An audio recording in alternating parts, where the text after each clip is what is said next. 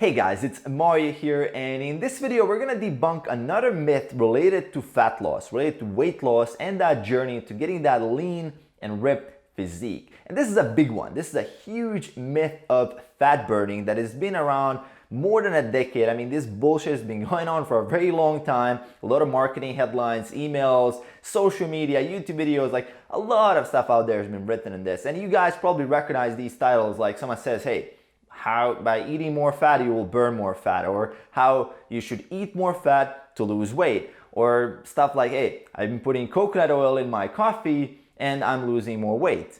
Things like, okay, how by eating more fat I managed to lose 60 pounds in 2 months. Stuff like that. You know, you hear these bullshit article titles and these marketing gimmicks all the time. So what is happening here? Well, look, usually these marketing articles and titles, they come from the realm of like the low carb, high fat dieting followers, right? So if someone is like a religious follower of the low carb, high fat diet, which I think can work. I mean, definitely can work for some people. I'm saying that, I'm not saying against that. I mean, obviously the approach has to be individualized. Some people respond better on a high fat, low carb. Some people respond better on a high carb, low fat. But what I'm talking about here is like that sneaky marketing that has been going on with that low carb, high fat movement, which is basically also present in the high carb movement, but that's going to be a topic for another video. So does eating more fat help you burn more fat? Well, the answer to that is yes, but here's the catch. So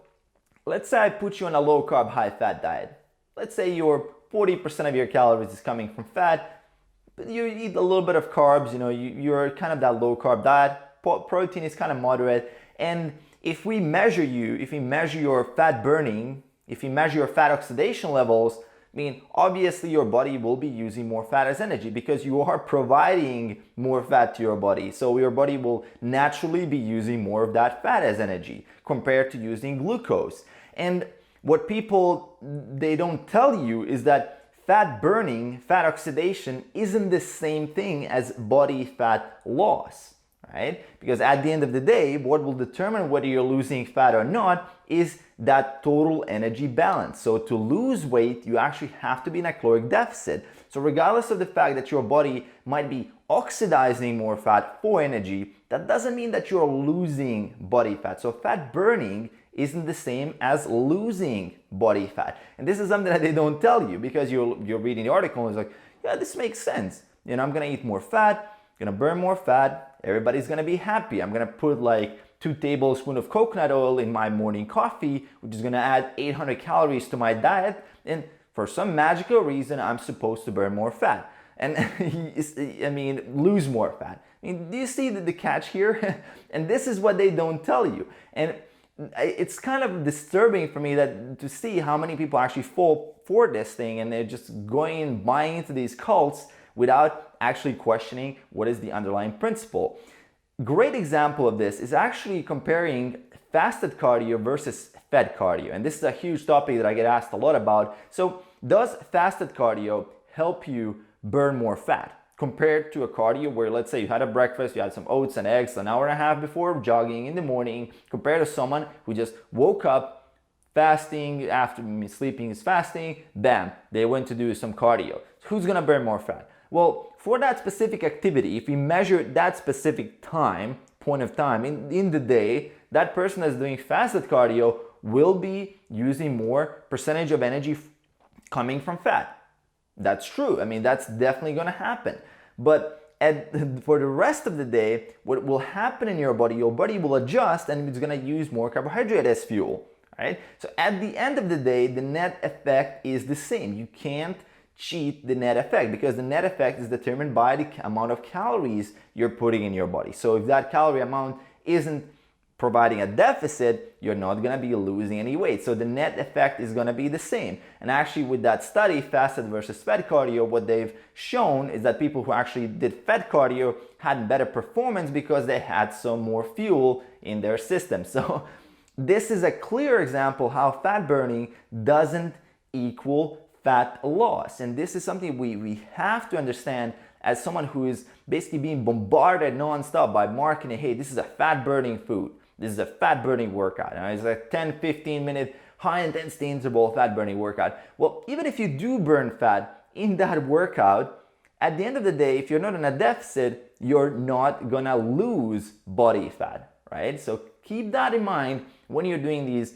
workouts, because obviously that deficit has to be created, and these activities that you're doing, they are providing amount of calories expanded, right? So that contributes and helps you create a deficit. But again, if that deficit is not there, if you just eat the same amount of food, and if that deficit isn't enough from the activity that you expend energy from, you're not gonna lose weight. And this is why a lot of people get frustrated, because they're like, oh, well, I'm doing 5-6 times a week of high intensity interval training that has the title of fat burning in it. I'm not losing any body fat. Well, this is the reason. Same thing why fat burning supplements don't work. Even if they did work temporarily to help you mobilize and expand more fat, at the end of the day, what will happen is that if that energy balance is not a deficit, you're not going to lose any weight. So keep this in mind. I mean, these myths and these marketing tricks are all over the place.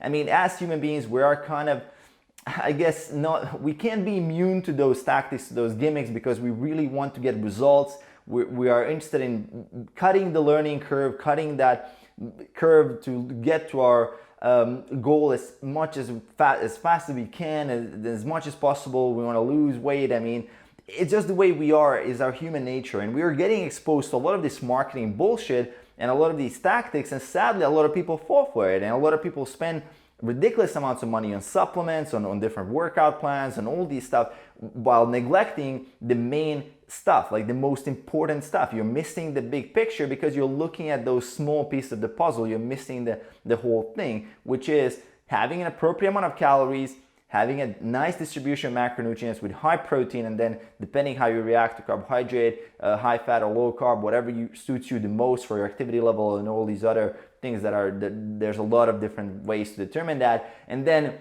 coming after that, you want to make sure that the most of that food is coming from a high quality unprocessed source, and that then you have a little bit of more flexibility. 80-20 rule, 80% unprocessed healthy food, 20% processed or whatever food you want to eat. And if you have that plus high quality training plus sleep, I mean, those are the big rocks. And this is something most people completely miss by focusing too much on that whole fat burning food, fat burning supplement, fat burning workout thing, and just miss the whole big picture. So hope you guys enjoyed another myth down the toilet as usual. So I hope this was informative for you guys. If you find this video helpful, and if you think it's going to help other people, make sure to hit that share button, share the video with your friends, to just let them know what's really happening in the industry right now and what is happening with that marketing, so they're not going to be a victim of pretty much wasting money and time on bullshit like we were back in the day before we actually found out about this stuff. So hope you enjoyed. As I said, let me know in the comments below if you have any questions on this. Aside from that, make sure to hit that subscribe button to support the channel, and I'll see you guys in the next one. Peace.